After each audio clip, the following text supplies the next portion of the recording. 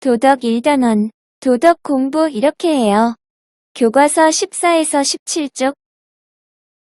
이번 시간에는 도덕 공부의 실천에 필요한 근면, 정직, 성실의 자세를 이야기를 통해 배워봅시다.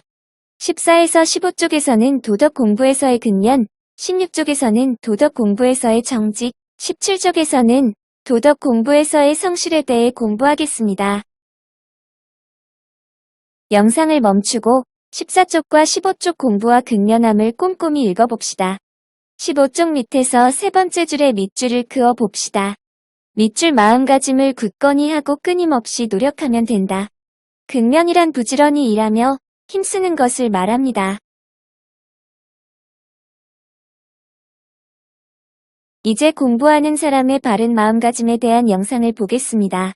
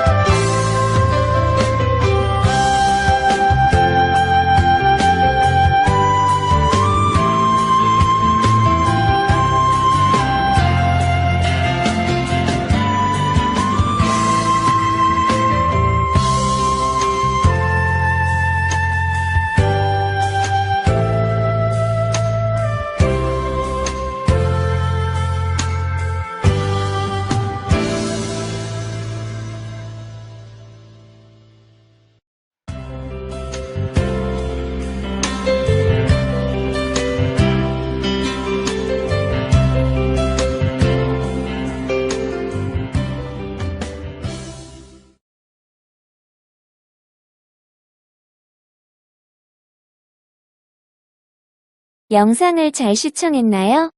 공부를 할 때에는 타고난 머리보다는 계속 꾸준히 하는 것이 더 중요합니다. 이렇게 계속 꾸준히 하는 것, 부지런히 일하여 힘쓰는 것을 근면이라고 합니다.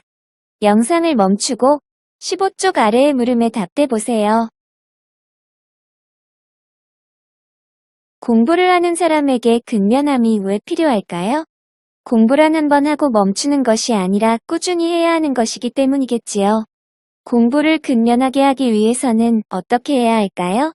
맞아요. 결과가 좋지 않아도 포기하지 않고 끝까지 열심히 해야 합니다. 여러분은 근면하여 좋았던 경험이나 근면하지 못해 어려움을 겪었던 경험이 있나요? 예를 들어 매일 청소를 하여 깨끗한 방을 봤던 근면했던 경험을 떠올려 볼 수 있겠지요.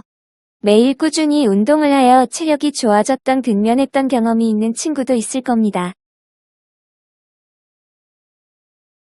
영상을 멈추고 교과서 16쪽을 눈으로 꼼꼼히 읽어봅니다. 16쪽 아래의 물음에 답도 써보세요. 여러분이 윤이라면 어떻게 할까요? 여러분이 어떤 답을 했을지 궁금합니다. 스스로에게 떳떳하기 위해서 책을 읽겠다고 답한 친구가 있네요. 공부하는 사람과 정직한 생활은 어떤 관계가 있을까요? 정직은 나와 다른 사람 모두 속이지 않는 것이므로 나 스스로의 약속을 정직하게 지키는 사람이 공부도 잘할 수 있겠지요.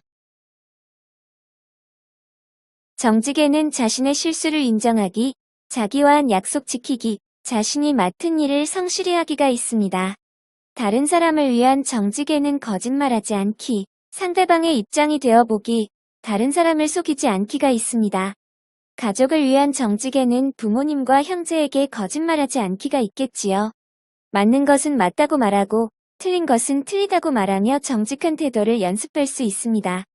여러분도 정직한 태도를 기르기 위해 연습해보세요. 이제 영상을 멈추고 교과서 17쪽 1에서 6번까지의 장면을 꼼꼼히 봅니다.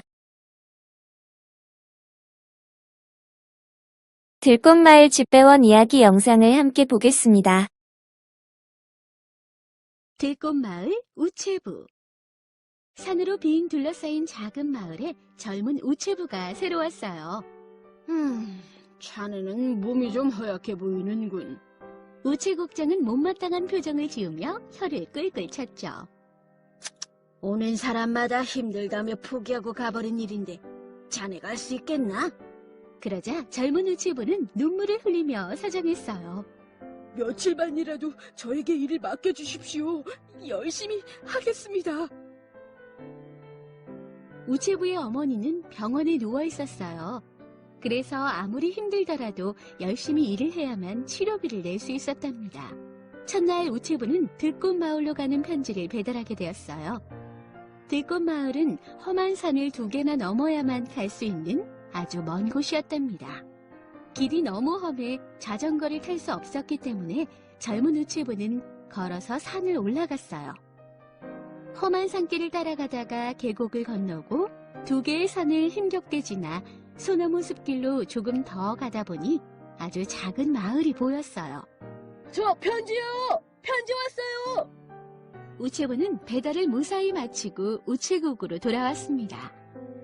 다음 날에는 들꽃마을에 배달할 편지가 없었어요. 그리고 그 다음 날에는 들꽃마을 편지가 한 통뿐이었죠. 저 한 통밖에 없으니까 모아두었다가 나중에 한꺼번에 배달해야지. 우체부는 생각했어요. 다음 날에는 2통의 편지가 도착했답니다. 험한 산길을 지나 들꽃마을에 갈 생각을 하니 벌써부터 눈앞이 캄캄했어요. 결국 우체부는 또다시 배달을 미뤄버렸답니다. 저녁 때 우체국장이 넌지시 말했습니다. 자네도 역시 그 들꽃마을의 배달의 편지를 계속 모아두는군. 내일은 꼭 배달하겠습니다. 오늘 일을 내일로 미루면 내일은 더 힘들어져.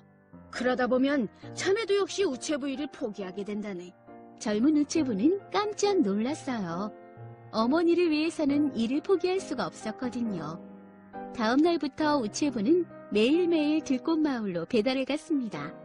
가는 길에 피어있는 꽃들과 소나무 숲과 작은 동물들에게 이야기를 건네고 마을 사람들과 인사를 나누면서 하루하루를 성실하게 다녀왔죠.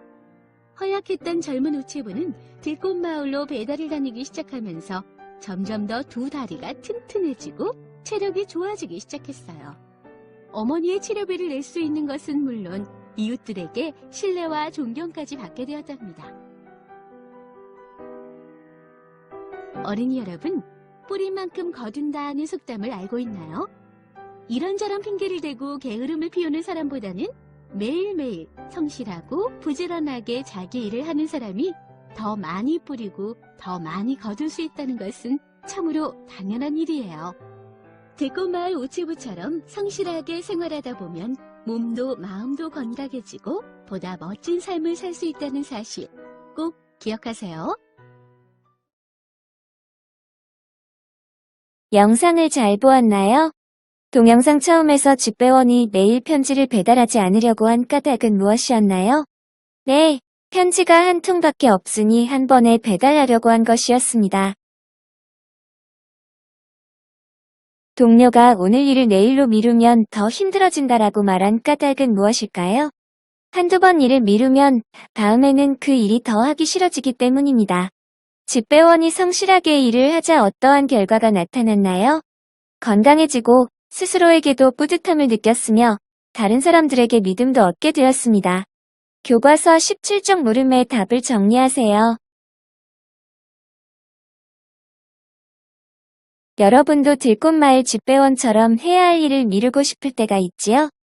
해야 할 일을 미루고 싶을 때에는 어떻게 해야 할까요? 쉬운 것부터 차근차근 천천히 해봅니다. 부모님께 효도하는 일에도 성실이 필요하고 우정을 지키는 일에도 성실이 필요해요. 책임을 다하는 일에도 공부할 때에도 성실은 필요합니다.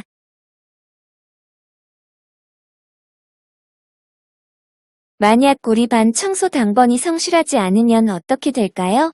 만약 소방관이 성실하지 않다면 어떻게 될까요? 만약 모든 사람이 자기 일을 제대로 안 한다면 어떻게 될까요? 그렇다면 학생인 나는 어떻게 생활해야 할지 생각해 봅시다. 이번 시간에는 도덕 공부의 실천에 필요한 근면, 정직, 성실의 자세를 배워보았습니다. 다음 시간에는 도덕 공부를 꾸준히 실천하려는 마음 다지기 공부를 하겠습니다.